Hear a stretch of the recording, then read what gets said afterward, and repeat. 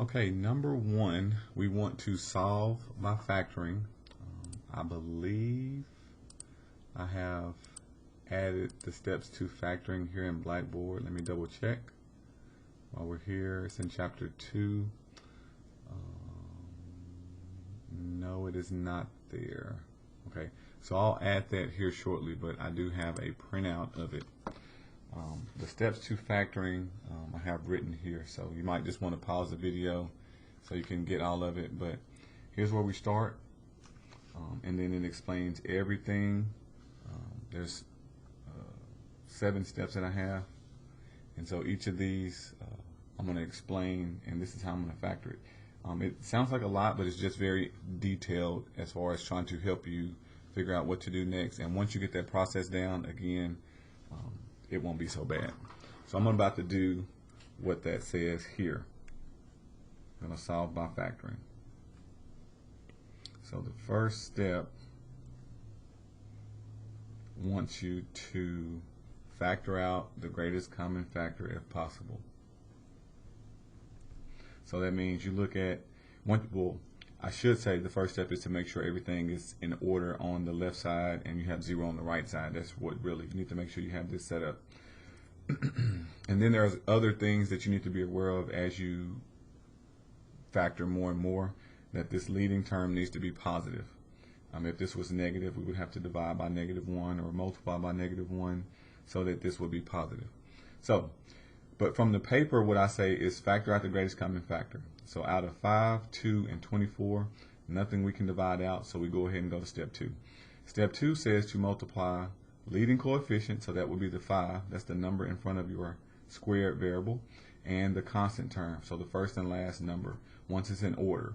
So 5 times 24 will give us 120. Okay, so then it says to factor out this number. So we're going to write all the things that multiply to give us 120.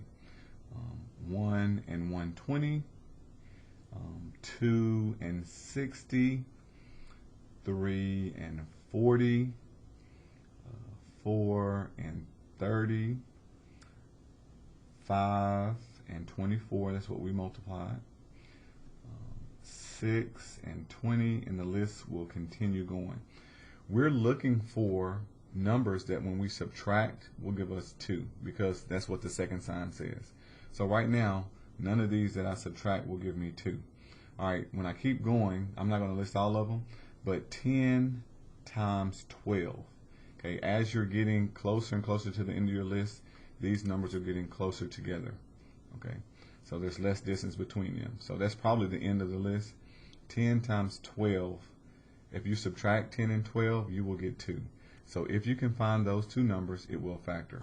Now on the paper, I explain how to find this list using, I guess I don't need to go there. I explain how to use this list with the calculator. So I'm going to show you that as well. Bring all this back up. Okay. So here's the calculator. So what you would do, you would go to y equal, you would type in that number that we came up with, 120, and you will do divided by x. Alright, so what this is doing is taking 120 and dividing it by 1, 2, 3, and every other number you can think of.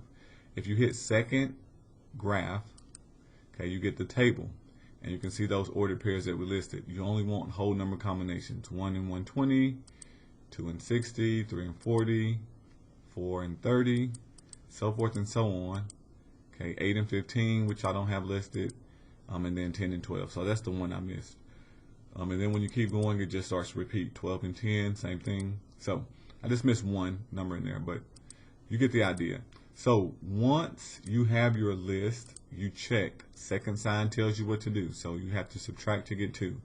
If it was positive, you would have to add to get this middle number. Once you find those, then we go to the next step. We write 2 sets of parentheses down. In the front, we're going to put the leading coefficient. Now, this is not correct that you would put a 5 in both, but we're going to fix it. I do it this method because it takes out the guessing game and it allows you to get there much, much faster than trying to figure out is the 5 here and the 1 here, or is the 1 here and the 5 here, or vice versa. So once you put that coefficient in both, I put an X letting me know that that's wrong, and I'm going to fix it. I'm going to separate the t. So instead of t squared, I have a t here and a t here. At the back, it doesn't matter. You're going to put those two numbers that we found that we used, 10 and 12. So 10 here, 12 here. Once you do that, now we got to figure out the signs. So going from left to right, the first sign in your problem is the sign of your larger number. When we say larger number, we're talking about the two that we added. So out of 10 and 12, 12 is larger, so it gets the positive. And then going to the second sign, it tells you if they're the same or different. Positive means same, negative means different. So since this is negative, they're going to be different. It doesn't mean that the second sign is going to be negative. It means that it's going to be different from the one you already have. So since the one I already have is positive, this one is different, so it has to be negative. Once we do that, we have completed the factoring process. We do need to fix what we messed up. So both of them should not have a 5, so we have to reduce and just get rid of it. So what we want to do is look at the two numbers and see, can I reduce 5 and 10? Can I divide them both by something? Yes, we can divide them both by 5. So divide them both by 5, and you just get rid of that 5.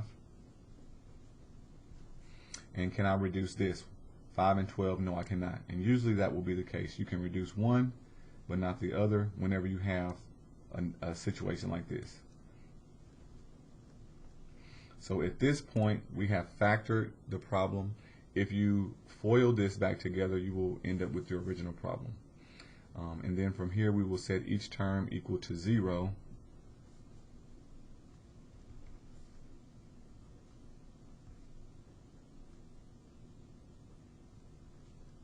And then we'll solve for x. So if I just add 2, I get that t equals 2. And then over here, I will subtract 12 and then divide by 5. So I get t equals negative 12 over 5. So you get two solutions. These will be your zeros once you graph this function.